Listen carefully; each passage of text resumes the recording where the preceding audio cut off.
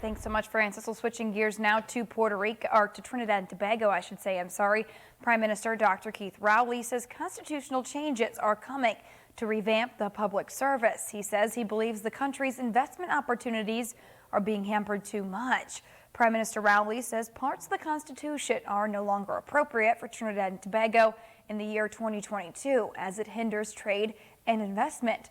Rowley said changes have to be made because decision makers, from politicians to public servants, do not realize the far-reaching consequences that their unawareness or unconcern have on investors and the country as a whole.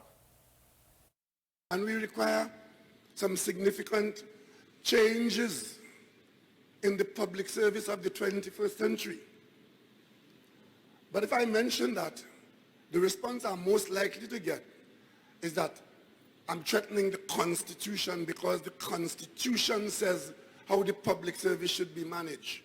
But I say here today to Trinidad and Tobago, the Constitution that was written for us in 1962 in many areas is wholly inappropriate for Trinidad and Tobago in the 21st century, 2022.